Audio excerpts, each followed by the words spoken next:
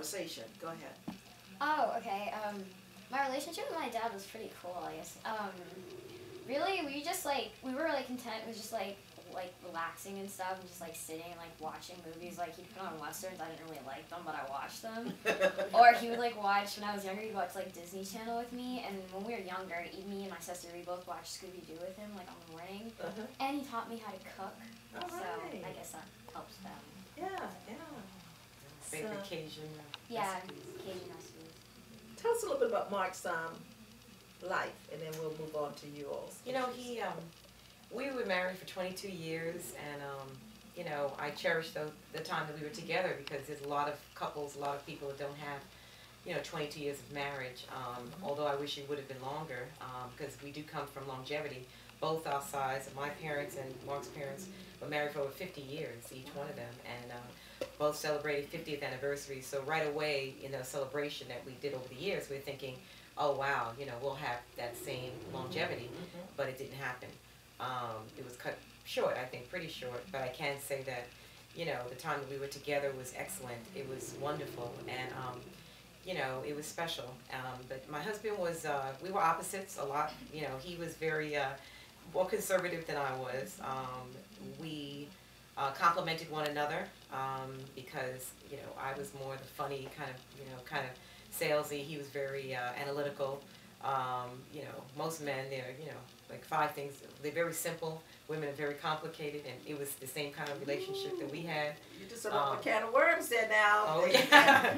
They're going to write us. You know, to describe him as 5 things that he loved, but his love mainly was of the music industry, and he was a music executive for probably about, you know, almost 20 years, and he loved music, and, you know, taken, you know, with his background in business, it just was a perfect combination. So we had a lot of music always in the house, and always artists, and, you know, developing and strategically planning that went on, and it was a great fun, you know, time. But it was, for him, he took it very seriously, and he worked very seriously. And, you know, it was a great, just a special person, and you know, he moved very quickly through the industry because he was good at what he did. Okay, very good. All right, I just wanted to do that because I know how you all feel about him, and we've been in sessions for now about, I say 6 sessions, and I just want to say that I'm proud of you guys. And the reason I asked you to come on the show is because I know we went through the emotions, and I know sometimes, audience, you're looking for the emotions, the crying and what have you. We've been through that, and you still may do that today, but the point remains is I wanted to bring some help, a testimony to mothers and daughters out there who have lost their fathers, who have lost their mothers, who have lost, you know, their grandparents, and grieving. And people don't realize how it affects your interaction and your communication. You're thinking someone just getting on your nerves, but you're actually grieving. You're trying to deal with the loss of someone that you love dearly. Now, and Danielle, I'm going to ask you to talk about how you felt, because you had some anger. Not only, you know, your father's death just brought it all out, I think. But you were dealing with anger problems, and still dealing with some of them. But you're much better now. Tell us about what you were facing when you were angry, and why you were angry. A lot of it came from the fact that they took you as a little girl and moved you from California to Florida, and you never could get over that. See, she couldn't get over the fact that she did not have any power in the process. No one talked to her about it. Just all of a sudden we move into Florida. And that's something that happens when we're talking about conversation. That's why I say you have to have an honest conversation with your children, especially when you have a daughter that's, you know, moving around, and you have 2 daughters. That honest conversation. And somehow or another, you know, we tend to think that they're children, so we don't really have to explain a lot to them. What we say is what we do. Sometimes we're from the old school, but it does affect the mindset. And so all of this anger that she was getting, this head moving and talking back and all that, that was because what? I don't want to be here. Take it from there. Well, basically, I was really upset about moving because, I mean, with all the social networks and all the sites and all the different things that we have nowadays, I was able to see what my friends in California were doing. And when I got here in middle school, it was completely different. I didn't have the friends that I used to. I came into a school where the people who were there had been together since their elementary school. So I kind of just jumped in. I'm this new girl, and no one really knew who I was. And so I always did have that resentment of being here. I kind of told myself automatically that I wouldn't like it. I didn't really give myself a chance to move forward and start enjoying it. That always kind of kept me from moving forward, because I would always look back and think about how different my life would be in California. That I convinced myself that I would only be happy if I would have lived there, and so I felt like I was condemned to this torture being here. And in South Florida, living large. Okay, go ahead. Yeah, I never thought that it was going to be good enough, and I was always jealous of my friends being there, and I couldn't understand why I had to be here, and why I felt cheated. Yeah.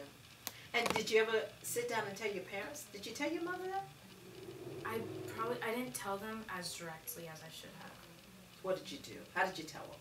Because see, what I want you to know, they do tell you, they just tell you in different ways. How did you tell them? All I said was I hate Florida almost every day, because I hate it here, I hate Florida. When are we going to go back to California? It's not long enough. I told them that I missed my friends.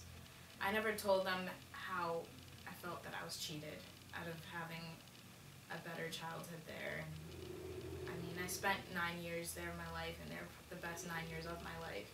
But I feel like I could have had just as much fun if I would have accepted Florida a little more. I'm accepting it a little more now, but... And why is that? Because we had the conversation? Because I decided to let go of the fact that That's right. I would only be happy there.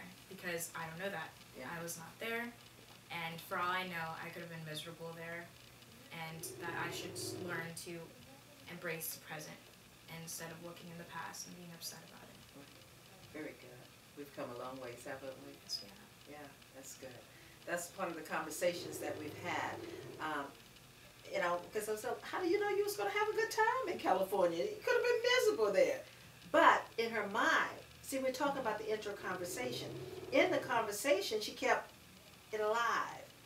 No, I would be happy back there. I'm looking at them on Skype. They're having fun. This is California. This is Florida.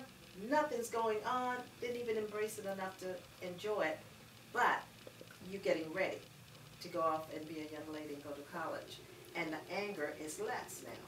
Because what? I decided that I'm no longer going to be angry, because me being angry is going to destroy the possibility of me having a better future and being happy. And I don't want to live like that. I want to be happy, and I want to enjoy the moment and not look in the past and think of what could have been. I want to think of what's going on and what should be. Very good. I'm so proud of you. I really am. I really am. Aren't you proud, Mother? Look at your mother. Isn't that nice? Because you come a long ways. A long way. Yeah, you're going to make me cry. You know? I was wondering why these tissues were here. Yeah, we put the tissues here so we can all cry. So what do you want to say to Danielle now? Since she said that. You know, I'm just so proud of her, because, you know, it's been a lot. I mean, you know, you could tell a child, you know, you need to just unwind and relax and let go and, you know, let God come in and, you know, different things like that. But sometimes they have to go through it and they have to experience certain things. And I do think that, you know, you look at the joy. What I look at is, too, because a lot of times when a child, they don't see the whole picture as a parent. And I know that, I look at the time that my husband, because when we lived in Los Angeles, it was in California, he was busy. He was home like at dark, and sometimes he would do a lot of things in the evening, and you know, there was a lot of busyness going on. And when we moved to Florida, although he was still working in his craft, he had more time, and he did a lot of work out of the home. And because of that, he was able to spend this quality time with them that we didn't know was going to be his last few years on this earth. And he was able to teach him certain things, teach him certain values, teach him certain things about, you know, what to look for in gentlemen and when they started dating and different words of wisdom and all these other things. And by them spending that quality time, and you know, when you're on a golf course for 18 holes, you get to spend a lot of time, and the time he spent with her. Little did we know that that was quality time that we know now that they may not have had in California. But, you know, again, it's a full picture that you start thinking and seeing. So, but I'm very proud of her and both Sydney. I mean, they're just incredible girls. They really are. You know what came up in my mind, and the two of you appreciate this in our conversations. You said the last 2 years, the quality time. They may not have had that in California because of the pace and what was going on. Have you ever thought about that? That maybe that was the decision to come to Florida, so that he could slow the pace down and spend the quality time. That fits, doesn't it? That fit in some of the conversation. It just hit me as you were speaking. He probably made that decision to come here because he says, okay, I got to slow my pace down. I'm going to spend the next, year or so with my daughter. You don't know. People have things inside that give them warnings. I need to slow my pace down. God knew. Yeah, God knew. You're right. And God don't give you surprises. He warned them somewhere, somehow. And so therefore, he says, you know what, I'm going to slow it down and I'm enjoying my family. We don't know why we do certain things, but we do it. We slow it down. Okay. Now, when it comes to you, Sydney, what is it? You're pretty, Sydney's sort of like the, I look at it, I analyze it, and then I make a decision and I move on. Yeah, before my dad passed, I just acted on my, emotions, and now I kind of think about it a little bit more, I guess you could say. I don't know, I guess I kind of matured from this experience, a lot,